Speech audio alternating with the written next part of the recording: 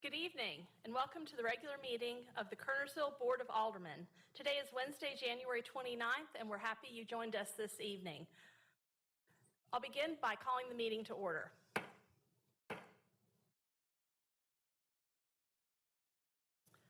We'll start with an invocation by Reverend Chuck Ierson of Bunker Hill United Methodist Church, followed by the Pledge of Allegiance. Thank you, Mayor. Let us pray. Lord, thank you for this absolutely beautiful day that you've given us, for the opportunity and privilege to gather here in this place, and for these who have given themselves to serving the people of Kernersville. We pray that your Holy Spirit might inhabit our conversations, that your will might be reflected in every decision, that we may further grow into the community you have called and designed us to be. And we ask that you continue to richly bless the town of Kernersville, its citizens and its leaders. And for all these things, we will not fail to give you honor and glory, now and forever. In the blessed name of Jesus, we pray. Amen. Amen. Please join me in the Pledge of Allegiance.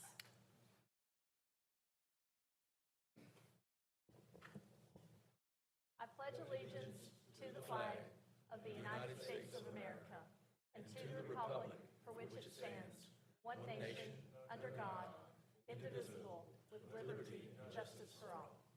Thank you. You may be seated.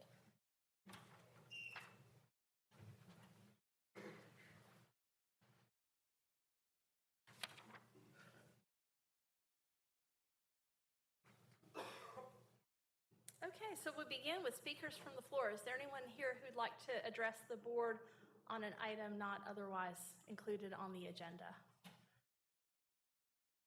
Mr. Hooker, did you receive any speaker cards? Okay. All right, seeing none, we'll move on to our regular agenda. The first item in our public session, 1B, presentation on TR 105 by Dr. Seth Larty. Welcome, Dr. Larty. Thank you so very much, Mayor, and to members of this council. It is a delight to be with you, and thank you for the opportunity to come and to share with you what we are doing with TR 105. I'm Seth Larty, a resident of Winston-Salem since 1992. I've seen a lot of growth all over the place. Also president of the New Frontier Alliance for Development, and currently one of the programs that we are addressing has to do with the reduction of crime, theft, violence, poverty, and also promoting positive citizenship. Our strategy is one of inclusiveness, and that is identifying organizations that are doing excellent work that can be quantified and evaluated. One of the things that we've discovered in the county, there are a lot of wonderful things happening. Wonderful things are happening. But what we're discovering, like the finger on the palm, they all are divided. Everybody seems to be working in their little silos. And what is happening in these gaps are where enemies are coming through. Theft, violence, crime, drugs in the community. I remember when I was here in the 1990s as pastor, there was not as many gangs as we have today. And if we do not do something about it, very soon, all of us are going to be affected. And so what we are doing, having discovered organizations that are doing very well, then how do we resource them to expand, like spreading that butter on the bread so that you have butter all over the bread? We've now discovered some 20 plus organizations that are going to become a part of a consortium, so to speak, and we're going to work with them to expand what they're doing wherever they are. and they're doing very good works. Now, the question becomes, how do we engage stakeholders, i.e. mayors and superintendents and those who are the gatekeepers? What they do, we have is sort of a covenant sheet that we ask stakeholders to sign off on. And basically, this is to say to young people, students, etc., that the community is concerned about your future. And so we have these people who have agreed to serve as a kind of a witnesses to encourage you to stay focused. And the strategy then is to realize if we're going to mitigate crime, theft, violence, and poverty, education, health, economics, mentoring. One of your council members, General Gorham, has a fantastic mentoring program that we seek to have as a part of this. And so essentially with organizations that are doing well, stakeholders agreeing to serve as a kind of eyewitnesses to these pledges that the young people are going to make. Every child is going to do a pledge to commit to staying away from crime, from violence, from theft, etc. This idea is not too new. We instituted it in the 90s and saw a tremendous drop in crime in Winston-Salem with a program called Operation Willpower. At the time, Don Martin was superintendent. And so today, as I speak to you, this covenant has been signed by Commissioner Martin, Don Martin, Chief of Police there in Winston, Sheriff Kimbrough, and also we have the President of the Chamber of Commerce there in Winston. We even have Mayor Allen Jones. And the goal is to have other mayors and of the municipalities in Forsyth County to come and say, look, to our young people, we're concerned about your future. Because as you well know, human capital is the hope of any community. If you don't have well-meaning citizens, then you stand to lose the future. I've heard that if you don't have a successor, your success is not going to work. So this is where we are. And so we reached out to your Honorable Mayor, and she was gracious enough to have us to come today and to just share with you this program. It's a simple but yet effective program. Our first wave is to reach out and see if we can get at least children from the ages of 0 to 18 to sign up and commit to remaining free of drugs, of crime, violence, and theft in our community, knowing that they're not alone in their commitment, because all of us, leaders of the community, are standing with them. And this is what this is about. And it does not require the city to commit to any kind of a financial obligation. It is simply that because the mayor is a leader in Forsyth County, then we're asking the leader to help become part of the cheerleaders and part of those who will say to young people, stay focused, stay committed. The future belongs to you if you keep your character, your commitment to the Constitution and other kinds of things to make you a better citizen for tomorrow. This is what it is, and I'm extremely delighted to share with you and would answer questions if there be any. Thank you so much, Madam Mayor, for the opportunity to talk briefly about Tiara 105. Thank you, Bishop Lartey. Does anyone have any questions? We appreciate you joining us at our meeting tonight. Thank you. Thank you so much. All right, the next item is C, consideration of an ordinance establishing a capital project ordinance fund for the construction of a community pool facility. I do have one person signed up to speak on this agenda item. Go ahead. Your Mayor and Board, you have the item in your packet. This is simply establishing the capital project ordinance for the pool. We do this with most capital projects that we have that expand over more than one budget cycle. As you all know, the budget for fiscal year 24-25 was approved, and it included the $10.8 million in funding for the pool. So we're simply establishing the capital project ordinance. Once we get the financing, borrow that $10.8 million, it'll roll into this capital project, and it'll allow us to carry it over however many budget cycles are necessary to complete the pool.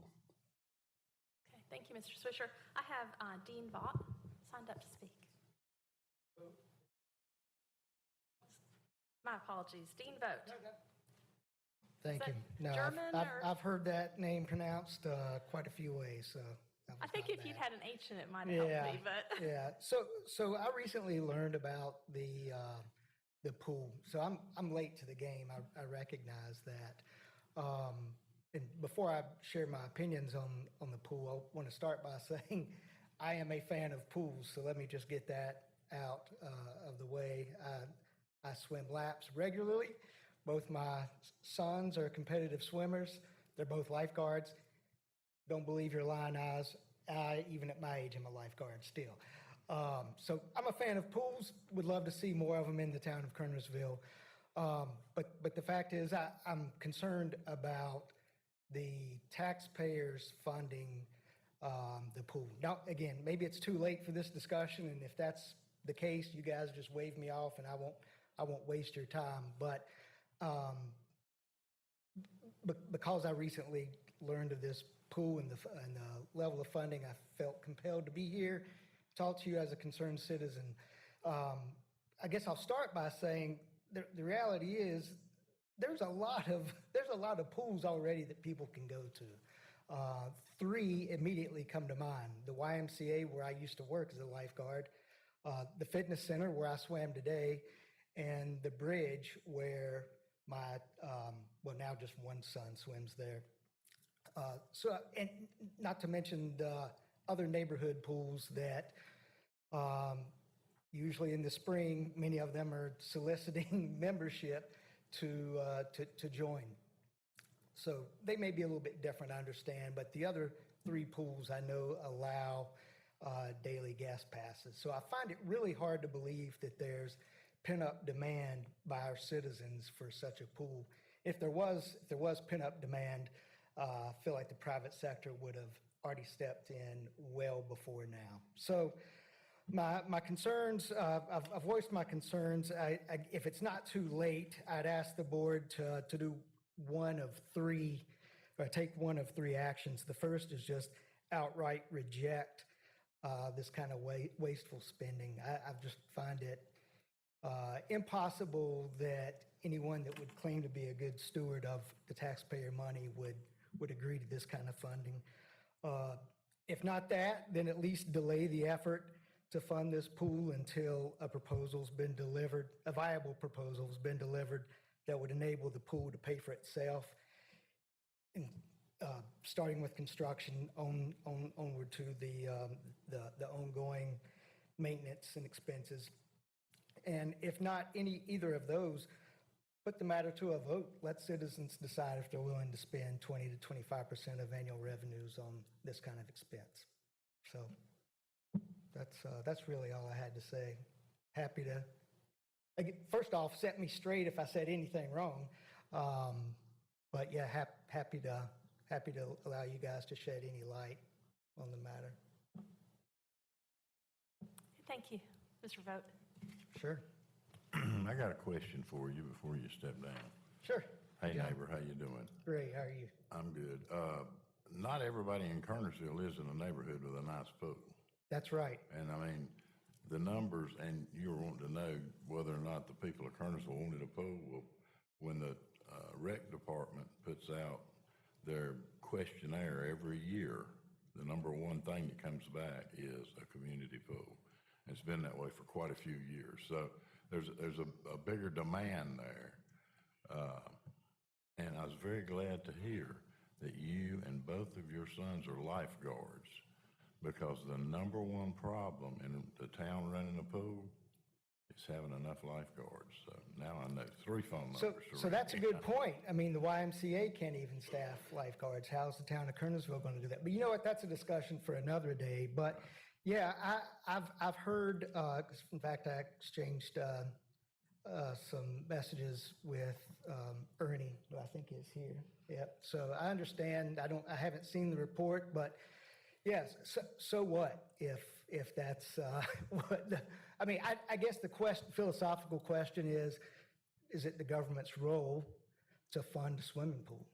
And if you guys say it is, then so be it. I disagree that that the citizens should be spending $11 million to pay for the construction of a pool. But let's go to where you started.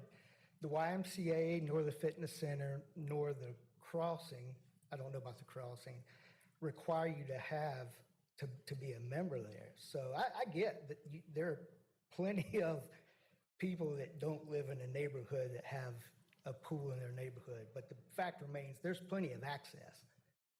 I mean, otherwise, we've lived quite a while without a municipal pool.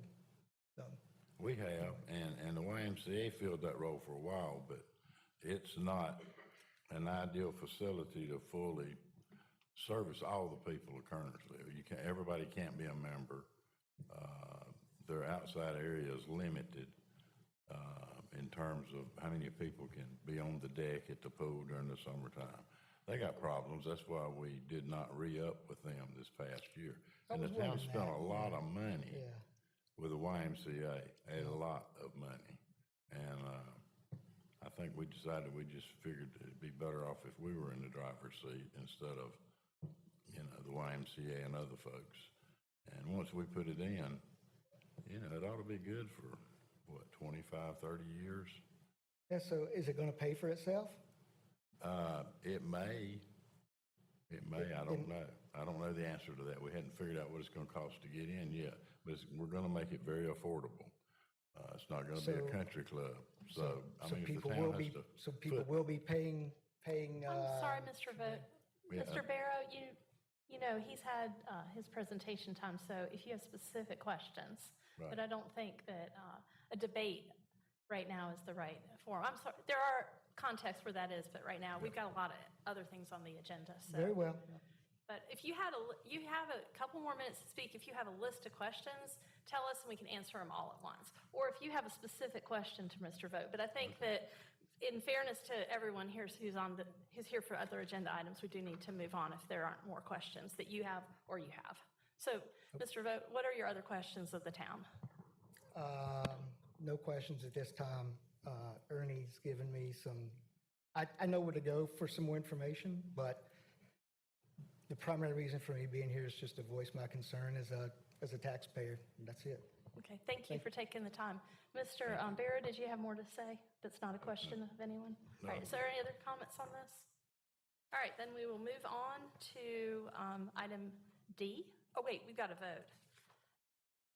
Because you need us to decide whether or not we want to do the financing steps to enact what we've already adopted in the budget. Well, this is not doing any financing. This is just setting up the capital project ordinance. There will be other steps down the road once we get to the point of going through the process to borrow the money and going to the LGC.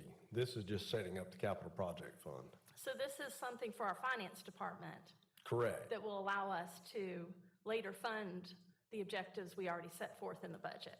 Even Yes, though it's ma'am. not actually getting the loan for the money, it's setting up the measures in the finance Yes, ma'am. for us to do this. All right. There's a presentation by Mr. Swisher, comments by Mr. Vogt on an ordinance establishing a capital project ordinance fund for construction of the community pool facility. Is there a motion in favor of establishing this capital project ordinance fund? I would make that motion, Okay, Madam I've got Mayor. a motion by Mr. Barrow, second by Mr. Apple. All in favor? It's unanimous. The motion passes. All right, item D, consideration of an agreement with Transcontinental Gas Pipeline to provide an easement for a gas pipeline. Mr. Swisher. Madam Mayor and Board, you have in your packet a map that shows where this gas line is at. Basically, to kind of give you an idea, it's on the east side of Tig Lane, right before you get to Hedgecock Road. There is already a Transco pipeline easement there that they have. And it's right where the current greenway ends. So there's already an easement there. They already have a pipeline there. However, they are adding some new pipeline in that easement. I think maybe 80 foot is all they're adding. And so with the agreement they have with us, when they add that, they have to go back and pay us to add that. As you can see from the agreement, the length of the additional pipeline, the value of that's $5.50. We get more in the area of disturbance. They disturb about 1/4 of an acre somewhere in that area there. When they're putting in the pipeline, they don't take that as easement, they just disturb it. So that's $4,095, and they're willing to give us a $5,000 signing bonus if we sign it within 30 days. So it comes to a total of $9,099 or something like that. Yeah, right at $9,200. My advice to the board is to go ahead and do that and sign it, because as I say, they already have a easement there. It's part of their agreement that they have with us. And they certainly have the power and the authority to go in and get it, whether you sign it or not. So Ed's reviewed it, I reviewed it. It's more than fair, so we're recommending signing that agreement tonight. Okay, any questions or discussion?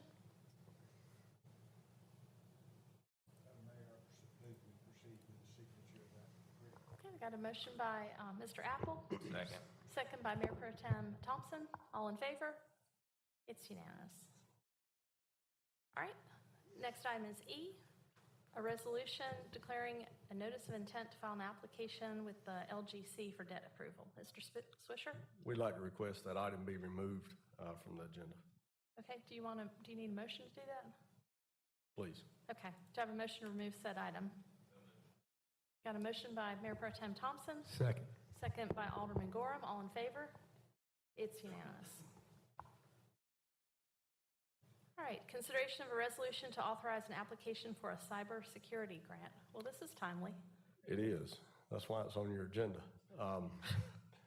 Fortunately, we don't need it because we've had any issues. We would like to apply for it and upgrade our servers to minimize the risk of any future issues.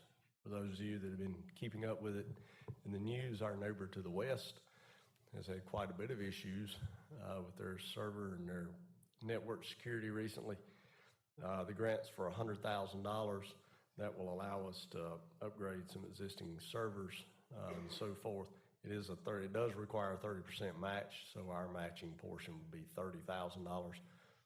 Still one of those things, we can put up $30,000, a whole lot cheaper than putting up the 100. We will at some point have to upgrade those servers anyway. So IT, Adam, his whole department have been on top of things since the issues in Winston-Salem. Like I said, right now we've not had any issues, but we are trying to be proactive going forward to make sure that we don't have any of those. Never know, still may happen, but we've been fortunate so far. Okay, do I have any further questions or discussion or a motion? So moved. Got a motion for approval by Alderman Gorham. Second by Mayor Pro Tem Thompson. All in favor? It's unanimous. All right, thank you to IT for your hard work on this, and Curtis and our finance department for finding this grant. Very much appreciated. All right, item G, discussion and consideration of a contract for improvements to the Morris House. You have in your packet a memo from me to you all, kind of summarizing where we're looking at going. I think all of you were on this board in June of 2023. There was the budget that was passed included, I think, $350,000 for structural renovations to the current museum, which is the Bellamy House, the one here on Mountain Street. We went out, got some preliminary quotes back then, almost 2 years ago, It came in at about $400,000, and they weren't sure if that would cover it. As you all remember, I came to you at that time. So, we just don't know if this is the best way to go. Let us look at some more options. We've done that. One of those options was possibly making the Morris House, which is the house that the town owns on Cherry Street, right beside the parking lot. Maybe making that the museum, because that one it needed some interior work anyway. We thought we could go in, open that house up, have a better flow for a museum, do everything we needed to do to that house, and hopefully have enough money left to come in and do some structural renovations to the Bellamy House to the point that it could be like a display, kind of like the cabins and all are in the back. Board gave us the authority to kind of move forward with that. We did the demolition on the inside of the house, got everything down basically to the studs where you could just see the studs, what was behind the walls, what was above the ceiling, so we know what we were working with. Had a pretty good idea. Basically what you're working with is a house that's about 60 years old. It's got studs, no insulation. Wiring is pretty old. And that's it. That's what you had. So the good news is opening it up is not a big challenge. I mean, it's a matter of just going in and knocking down some studs at this point. So we've gotten a quote. We got 3 quotes on that. You see those quotes in your packet. Ryco Construction serves Kernersville, Walkertown. That was $221,000. Phelps Construction was about $316 to $330. And then Ward Construction and Remodeling, their quote, you can tell they didn't really want the job, but if they got it, they'd be willing to do it. It was $735,000 to $868,000. So it's kind of like, yeah, they don't really want it, but we'll do it. So we met with the gentleman from Ryco Construction, went through the house with him, Crystal Tanner, Aaron Turner. Then I met with him, went through it. And he's thinking in line of what we're wanting to do. So we're recommending the $221,000 of Ryco Construction. And what that does is that goes into the Morris House. It takes out some walls so that everything flows through, puts up new sheetrock in the whole house, new sheetrock for the ceilings, puts in insulation, windows, HVAC, all of that stuff that the house didn't have. Goes in, fixes the back part where it's got some old rot issues, rotten wood, fixes the bathroom. It may even add a bathroom. It's got a storage closet. So that will then, if the board approves that, that will then become the primary museum. We'll have $130,000 left. At that point, we will see what it will take. Basically, it's what we're hoping for is that at the Bellamy House, you can enter the front door, go from the front to the back, have some areas to see the rooms set up inside, maybe some items from that era, different things that we can switch out that's close by so that folks can see them. Don't know what that'll cost. We've not gotten an estimate on that yet, but hopefully we can do that with the remaining money. We, of course, have to add a handicap ramp to both of them. The quote for the Morris House does include a handicap ramp. We would also have to add one at the Bellamy House. So that's what we're asking for tonight, is approval to move forward. Again, the money's already budgeted, so it's not new money. It's just been carried over from one budget year to the next budget year in the second budget cycle. What we're asking is for you all to approve Ryco Construction for the Morris House. We'll get that fixed. Once we're done with that, we'll come back to you with an estimate to do the Bellamy House. Be glad to answer any questions. You have the quote in your packet as well to go along with the memo. Are there any questions, or do I have a motion? I'd like to make a motion that we move forward with the quote from Ryco on the Morris House. Okay, I've got a motion by Alderman Penix. Second by Alderman Barrow. All in favor? It's unanimous. All right, we are to H.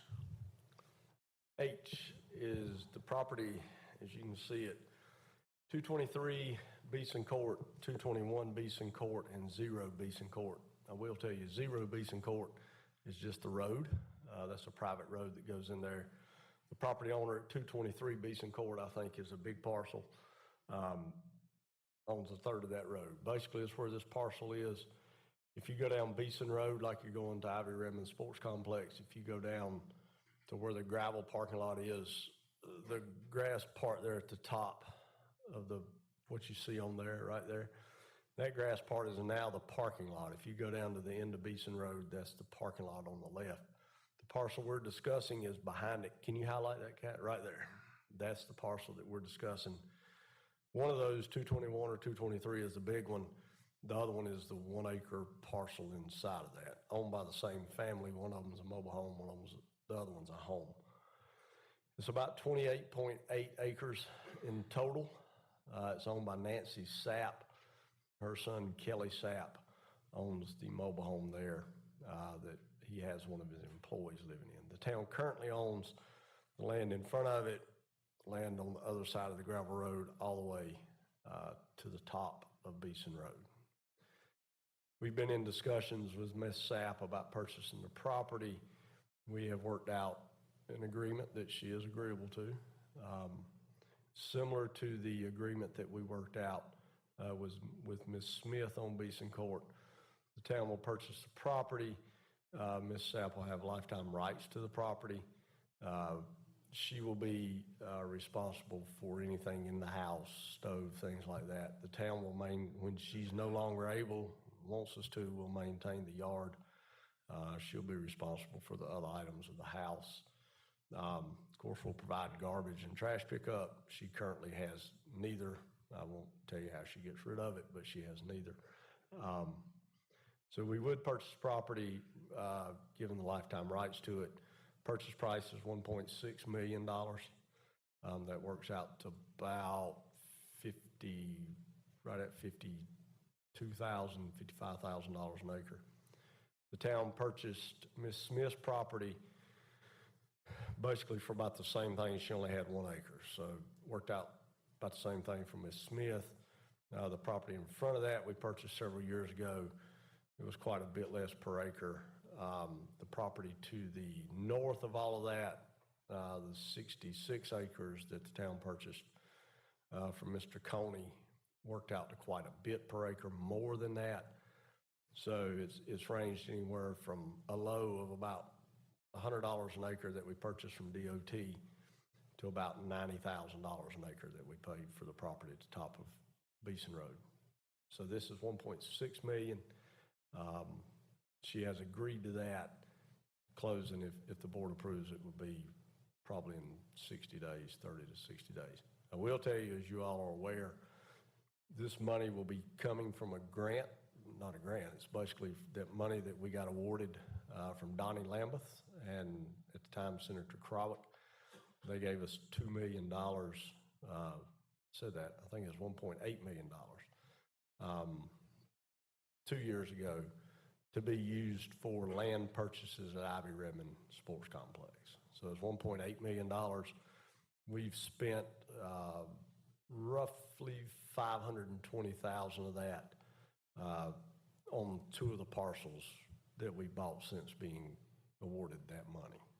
So about 1.2 to 1.3 million of the 1.6 would come from that grant. The other 250,000, 300,000 would come from the general fund. The grant was in excess of $2 million, but it included amounts for the Kernersville and some other things. Correct. So yes, you're correcting your recollection, it was over $2 million. That's correct. It was like 2.4 million total, but 1.8 was specified for land purchases at Ivy Redmond. This will be, if the board purchases this parcel, that will leave 2 parcels a little bit to the north of that you see before the purple starts with the street. There's 2 parcels there. One of the parcels is owned by Ms. Parrish. It's about a half an acre, maybe an acre. The other parcel is about 4 acres. It is owned by Ideal Landscape Company. And then to the south of this parcel, there's 1 9-acre parcel and 2. The 9-acre parcel is owned by Mr. Horton, and the 2 half-acre parcels are owned by Ms. Parrish. So there's really 3 property owners left down there other than the town.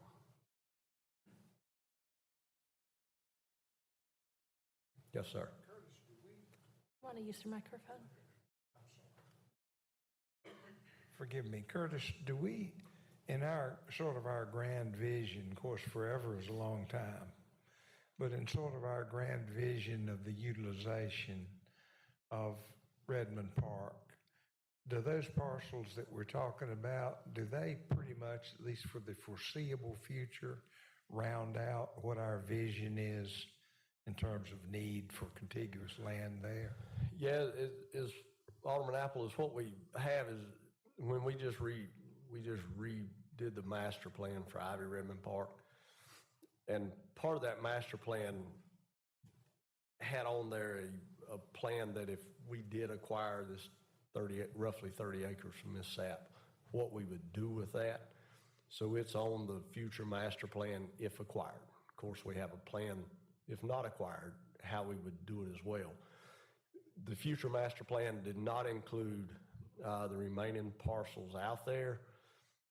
I will tell you that at some point in time, it would probably behoove the town to purchase those and then own everything down there. Our biggest concern with Miss Sapp's parcel was the size of that parcel, with it being roughly 29 acres. You know, she could come in, it has accessibility to sewer across the back of it, and it has water to her parcel. She told me the other day she had water to her parcel, which I was surprised. I thought she had well, but she does have water to it.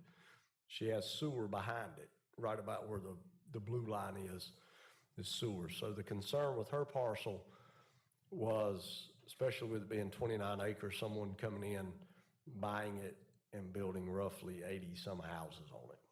Usually 80 houses up against a sports complex. If it were a passive park like Pope Park, it's not as big an issue.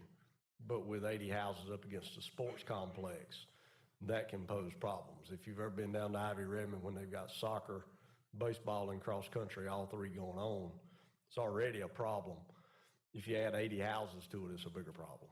So our concern there was what could be added. So it was as much, if the town can buy it, let's buy it so that we don't have that issue in the future, as well as, you know, let's have it for future expansion. Obviously, with her having lifetime rights to it, it's a while before we do anything with it. You know, so it's not an immediate future plan, but the plan is in the future we could utilize that, and also to stop someone from getting it and building something else, which was kind of the same thought that was used when we bought the 60-some acres up along Shields Road. But there's no thinking that that parcel's being acquired for a specific purpose of Project A or Project B. It's not that kind of circumstance. No, sir, because, you know, the plan does show what might be on it, and I honestly think it was probably an expansion of the baseball complex, maybe. But again, with her having few lifetime rights to it, that might be 10 years, might be 15 years, might be 20. She's 85, so 20's a stretch maybe, but definitely 10, 15 years. But, you know, and depending on how things develop out during that time period, while we're thinking maybe it's an expansion of the baseball complex, that may change even by the time we get ready to do it. I got a question, Curtis. Now, Ivy Redmond is not a park, correct? Correct. You can't go down there and picnic and all that kind of stuff, right? You can, yeah, you can. In certain places, yes, you can go down, like the cross-country course is open to the public. You can certainly go down on that. Free to walk, as long as there's not a cross-country event going on. And there's a playground Yeah, there's a playground down by the baseball field. So you can go picnic. and the dog park. Yeah, the dog park, you could picnic somewhere at the cross-country course down by the dog park. The lot there where the gravel lot is, right above the label there, you can go out in that field, picnic, whatever you want to do. I was out there today. I rode down there today, and I called Ernie, giving him a hard time. And I rode by there, and there was a group of seniors out in the parking lot there throwing either horseshoes or cornhole. And I'm like, Ernie, you won't let them use your new building, man? It's 50 degrees outside. Of course, they were just out enjoying the day. So you certainly can. You can go down and use those facilities. The lower soccer fields are not open for just general use. But the two upper fields, Field 6 and 7, they are open for general use. And they get used all the time, just about every day. I was down there yesterday until about 6:30. You know, the kids were out on the field. Some of them were doing skills drills. Some of them were throwing Frisbee. I think we asked that you don't hit golf balls, but other than that, it's pretty wide open. Why do we call it a sports complex and not a park? Because it is made up of active sports fields. You got your baseball field, you got your cross-country course, you got the soccer fields, lacrosse fields. So it's got the fields to be a sports complex. Like, you wouldn't see that in 4th of July Park or Harmon Park. Those parks don't have the sports fields in those. This does have the sports fields, so it's a sports complex, but that doesn't mean that there's not areas designated where you can go do non-sports activities. Thank you for explaining that. Yes, sir.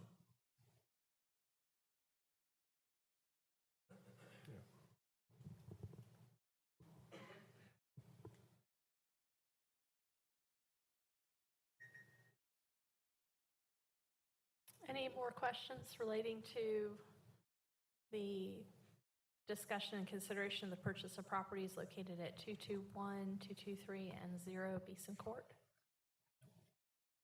Madam Mayor, I'd like to make a motion that we proceed with the purchase of Nancy Sapp's acreage adjacent to Ivy Redmond Park and move forward. I second. Might need to include Ann Kelly Sapp's property because So, And her son separate Kelly property. Sapp's property. So a motion to purchase 221, 223, and 0 Beeson Court. Correct. Okay. All right, I've got a motion by Alderman Penix, a second by Mayor Pro Tem Thompson. All in favor? It's unanimous. Mr. Barrow raises a good question. Do we need a picnic table near the dog park or something like that? I know there used to be a picnic table. Ernie, I hadn't walked through the softball fields in a while. Is there still a picnic table at the softball fields? I'm sorry. Okay, so there are picnic tables currently still at the softball fields in the concession area, but do we need some benches or We- picnic tables near the dog park? or We have anything? some benches that Scouts built, and I think Thank you. Miss Votes' son built We a love couple Eagle of them out Scouts. at the dog park. We can certainly look at putting, I think you could put a picnic table right there is where he built one of the benches as you go into the woods. There's kind of a shady area right there right outside the back of the dog park. We could probably put a picnic table there, but there are some, as Ernie mentioned, down in the courtyard as well. But Might be nice even for our staff for yeah, lunch. we can put one, you know what I'm talking about, Ernie, right where you go into the woods behind the dog park where the white fence open? Put one there kind of on the little hill. Mr. Penix, you're a frequent visitor to the dog park with your canine friend. Do you have any suggestions do we need any more benches or picnic tables at Ivy Redmond Park that you've noticed a need for? I think we could use some more. My only, and Ernie's coming up, maybe we can talk to him about this. My only worry about it would be somebody going out there and making it a social gathering place just to loaf and not picnic or use the park, just to hang out. Maybe Ernie can Yeah. Or vandalizing the tables? We have that, there's So, always real a problem quick, with that. To answer the first question, what makes it a sports complex? It's the categories in Parks and Rec. You have your regular leisure parks, Pope, 4th of July, Civitan, so forth. What makes it different is that it's a specialized facility, meaning that it's built for a specialized purpose. It doesn't mean that you can't have leisure amenities in it, but the reason why it is what it is it's focused for a specialized reason. Like a BMX bike park or a cross-country course, it's specialized. Doesn't mean it can't be open to the public, but that's what it's for. To answer the question about picnic tables and shelters and all that, in the master plan, there are, every time you do an amenity, we've planned in gathering spots, shelters, shade, picnic spots for people to come and rent, use, or whatnot.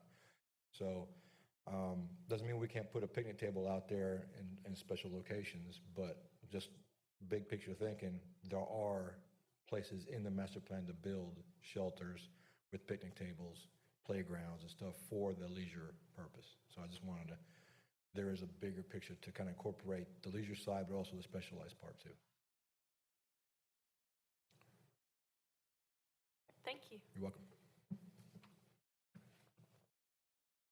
All right, anything?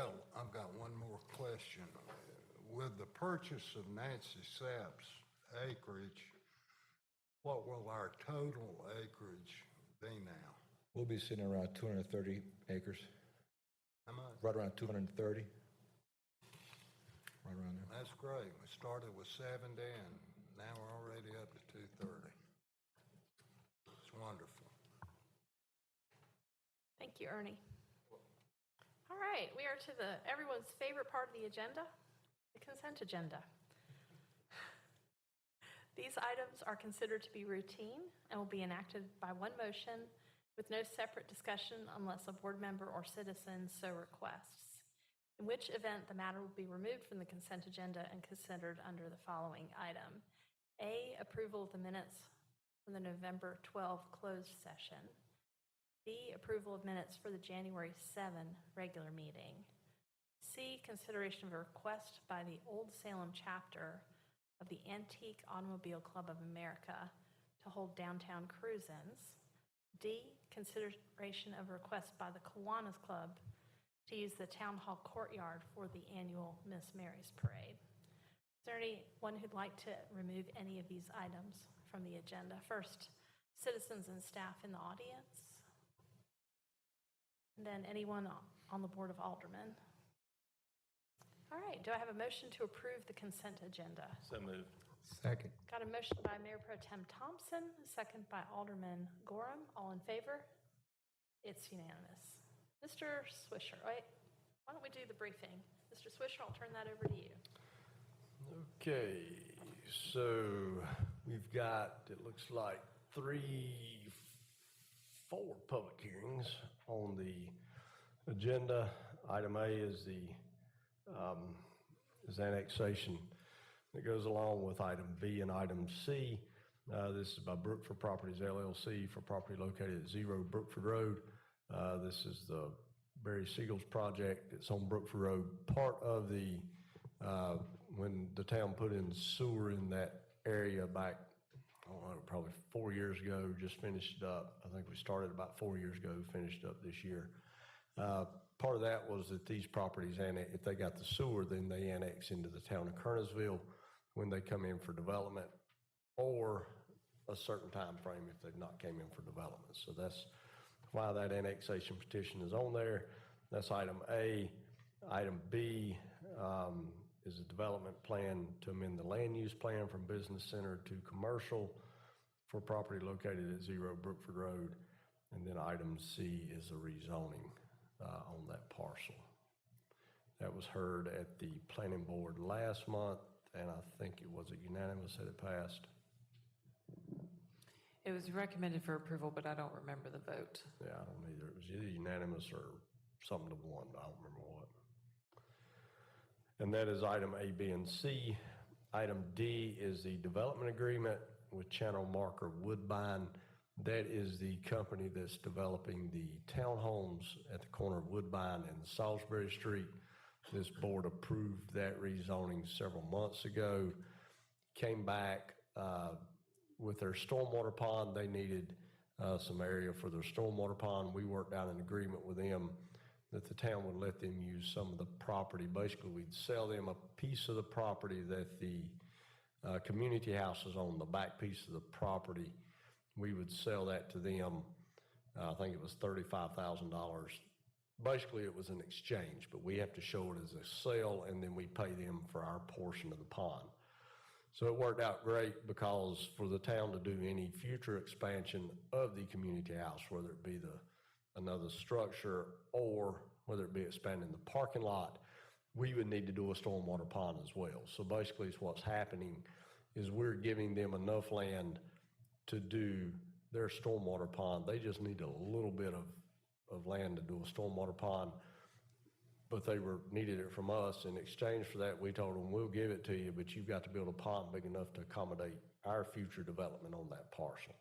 So they did that, so it's a swap, but the way it works out is it's a development agreement that we sell them that parcel that they need, plus a parcel that, the parcel's big enough for their needs, our needs. We sell them that for $35,000. Once they're done with the construction of the pond, we reimburse them $35,000. So it's basically a swap. They get what they need for their project. We get what we need for the future expansion of the community house. You may have read either may have been in the paper, but I know it was on 411 or something, our famous news media, reported that we'd sold the community house. We're not selling the community house. We're not giving it away, any of that. It's just a little bit of the back parcel of it, about 1/4 of an acre. And again, something that if we did any expansion, we'd have to do it anyway. So that's item D, public hearing, a development agreement. State statute requires a development agreement to be a public hearing, so that's why you have that.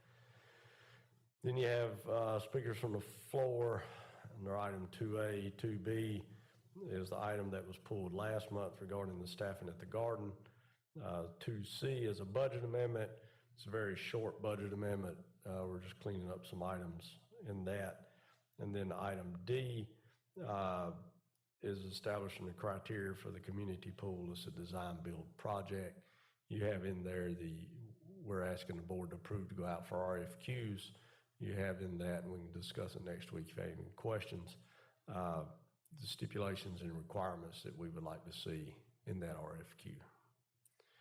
And then item E will be a consideration of a contract with Ed Powell for services as town attorney. So there's a local artist. Her name is Christina Parrish, and she was working with the Chamber of Commerce on an idea for some basically performance art at the Spring Folly. And Ernie and Ed and myself and Chris Comer met with Christina, and she may want to present to us, but it would be relating to maybe painting on one of the town properties during the Spring Folly. But other than that, I talked with Ed, and it's just a matter of whatever she works out with the chamber as far as doing something at the Folly. So if she was working on getting some grant funding, and if she had that organized, she wanted to speak to the board possibly at the February 4th meeting. But so I may, at the beginning of the meeting, ask you to amend the agenda to include her as item B. But it's not 100% yet, but I just thought I'd mention it. And if you own any walls in downtown Kernersville, I can get you her number so you can hear her ideas too about that. But, all right, is there any other questions or comments on the upcoming agenda? All right, Mr. Swisher, I think we're to your items for tonight. The only item I have, Madam Mayor, is just to update you. We're going to move forward again with hiring a director for the museum. As you know, we had someone there part-time, and they went full-time at Parks and Rec. So with the board approving tonight the remodeling, it's, kind of coincide. We'll get a director and get them to start working so that hopefully time they're done with the remodeling, they'll be ready to move into the museum. So there's still a lot to do. The other individual did a great job and moved to Parks and Rec. So there's still a lot of things for the new director to do. So you'll see that posted probably in the next few days. Come back up and be posted. That's all I have. Okay. Mr. Swisher, are we doing a closed session tonight regarding an employee? We are, matter? yes, ma'am. Okay. All right. Mr. I don't have a report tonight, Madam Mayor, but just a closed session. Okay. All right. Mr. Thompson. You're welcome. Mr. Barrow. I got a couple of things here I noted during the last month. If you can position your mic a little better. I had people asking me about the hours of the rec center. Ernie, I went online to kind of try to cipher when it was open and when it wasn't. Are y'all working on that still, or is that what it is? Yeah, if you could come up to the microphone, Ernie. Give us an update. Maybe send it by email too, after you tell us tonight, so we can just pass that email on to people about how to sign up.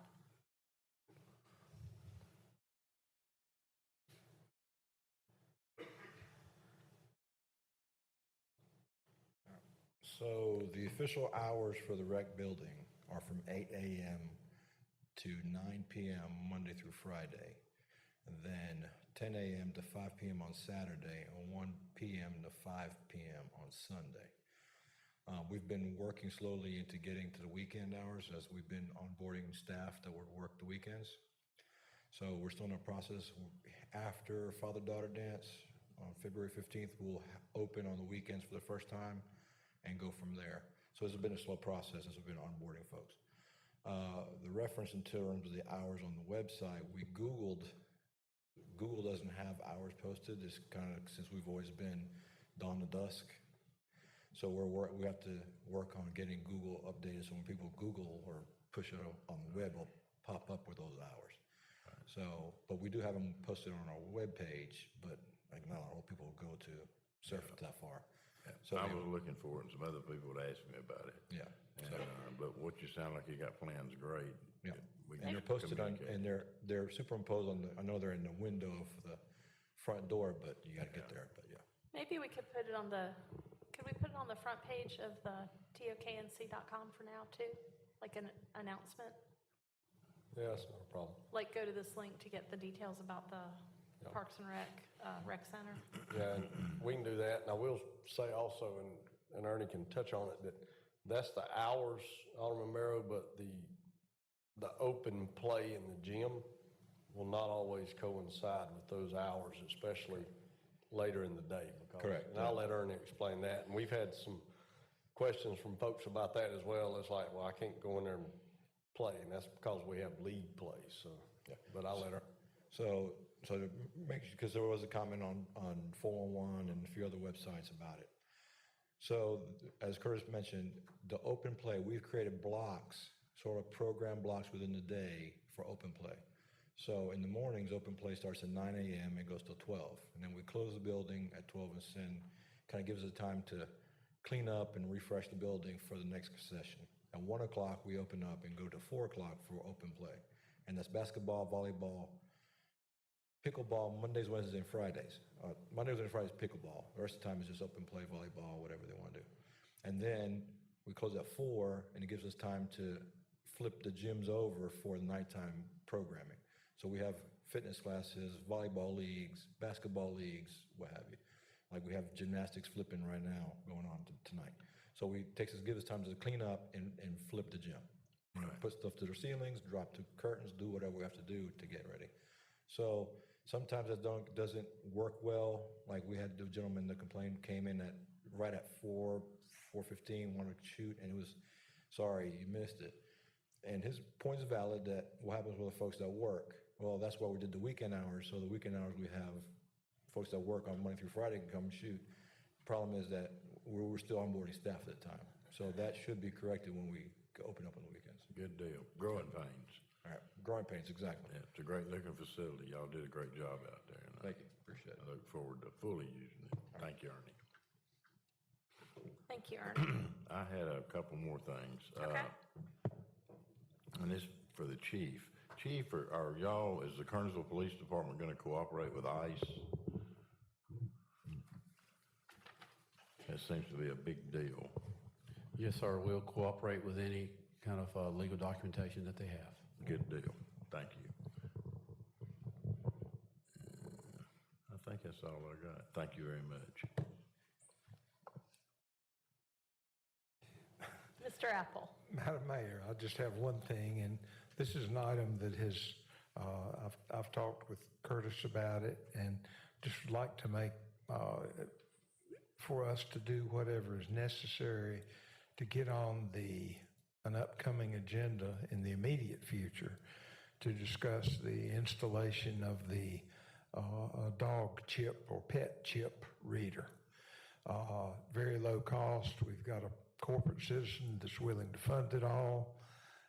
And I know that Curtis is going to do that. So I've expressed to Curtis, I hope with board consent, that I'd like to have a report on that project and how and have it actionable at the earliest possible meeting that we can get it on there. And I think you were interested in us exploring it at both 4th of July Park and also Ivy Redmond Park, correct? Well, I think that the location, I know that the one that we sort of saw as an example in the eastern part of the state, they placed it near their police department. That, to me, in our situation, may not be ideal, but there are 2 or 3 sites that seem to make a lot of sense as among those, and I'd like for that presentation to include staff recommendation as to the best location for it. We've got a rec center with a lot of parking, a lot of open space. We have dog park. We have all sorts of things. So I don't pretend to prejudice our thinking as to where, but to be perfectly candid about it, I want it to happen, and I want it to happen now. So There's some merit to having that at the police station. How big is this? Do you well, recall how big it is? my impression is, and that's part of the presentation that we want to hear, I want to hear. So basically, to bring everyone up to date, Yeah. there was an idea that Bill and I heard about. Bill heard about it first, and then shared it with me about a station where you could take a dog and see if it has the microchip to try and help find its owner. It's kind of like an ATM access thing, and it's tied into a central database.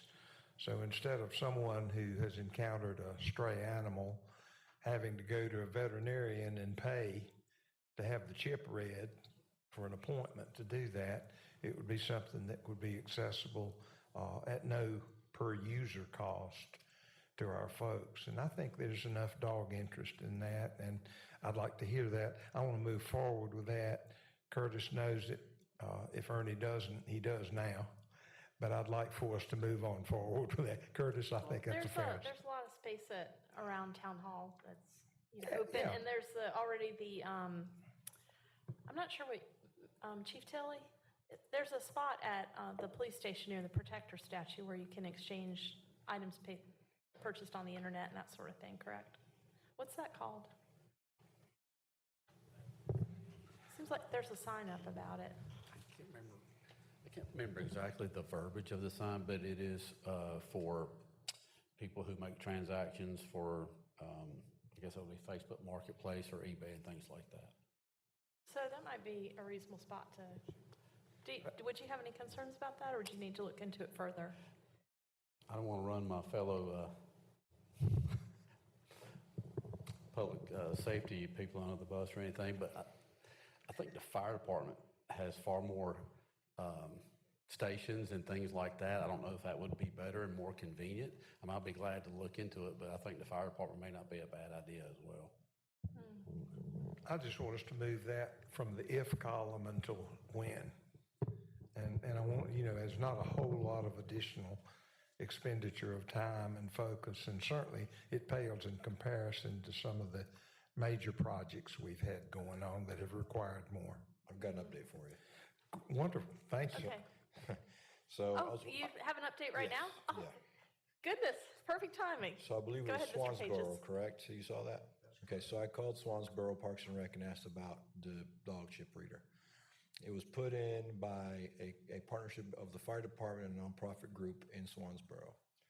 So I made contact with the head of the nonprofit group, and I've got all the links for all the hardware that you can be purchased off of Amazon. So you can purchase it and we can install it. The one catch is the signage that goes onto the sign. We have to make sure the local ordinances are cited correctly to put the sign up that describes how to use it. But it's only about $1,200 per unit. So all we need to do is figure out the signage and the locations, and we can order stuff on Amazon and just put it in. That's wonderful, and thank you for getting No problem. on that. I and would have let really you do know appreciate earlier, it. but I've been kind of swamped. Well, and that's The understood. dog parks just came to mind in that the people who go to a dog park would see it and be aware of it, because people go into a dog park are dog owners, so But I think I it's feel a like they'd great be more likely idea. to have a dog crate and help a stray. And we've got private funding that has said, hey, let me know, I'm ready to write the check. So at such time as you need that, Yeah. I'll put you in touch with those folks. And I will tell you, since we've installed dog parks, the Susan Bennett and the one at Ivy, that we've encountered a lot of abandoned dogs at the parks. For, whenever people want to release a pet or whatever, they've come to the dog parks and dropped them there thinking someone will take them home, or, they're fenced in, rather than just straight up abandoning them. Runaway dogs, of course, is a different story, but we've encountered a lot of abandoned pets in the dog parks. So the dog parks for sure be great spots. And now, where else is kind of the question? Where else would you like to put them? Well, I know you're going to make some solid recommendations, and I thank you for your attention to it. There's absolutely no question that you've had bigger fish in the pan, and that's the reason I haven't. Okay. But I'm sort of, I'm among those who, when I'm ready to roll, I'm ready to roll. Gotcha. So thank you. You're welcome. And we'll have it on the agenda for either the last meeting in February or the first one in March with a recommendation on locations. Curtis, I appreciate your. However many we may have, we might have 2 or 3 different ones, but we'll have some locations that we recommend. We're all on the same page, and I thank you for your leadership and for Ernie's in helping us with that. Thank you. Did you have anything else, Mr. Apple? General Gorham? Yes. I'd just like to offer some kudos to Ernie and his professional and friendly staff over at the rec center. And I really do appreciate that track you have upstairs for the walkers and runners. I'm never going to run outside again. I've been taking advantage of it every Tuesday and Thursday, and as well as my family. And your staff is second to none, and they're very professional and very friendly. And I just want you to know that as a citizen here in Kernersville, you guys are doing a great job. Here. And is there an elevator in the rec center? I've asked. Yes, there is, and you can use it to get to the walking track. All right. Thank you. All right, Mr. Penix. I have nothing. Okay. All right, so I think we have a closed session this evening.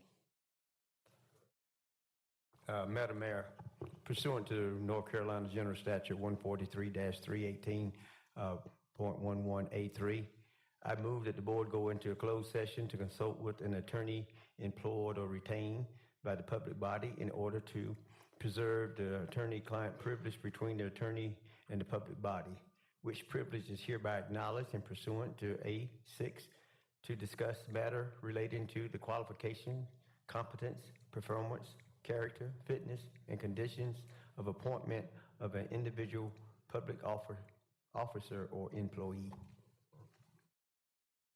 Second. All right, I have a motion by Alderman Gorham, second by Mayor Pro Tem Thompson. All in favor? Mr. Farrow? All in favor? It's unanimous.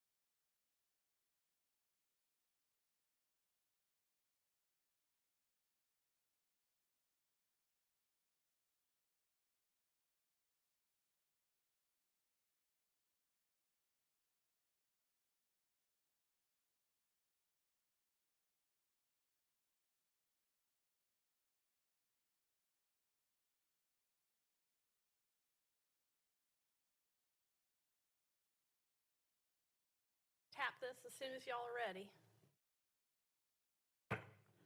Welcome back to the regular meeting of the Kernersville Board of Aldermen. Thank you for joining us this evening. Is there any further business before the board tonight? Or do I have a motion to adjourn? Motion to adjourn. Got a motion by Mayor Pro Tem Thompson, Second. second by Alderman Gorham. All in favor?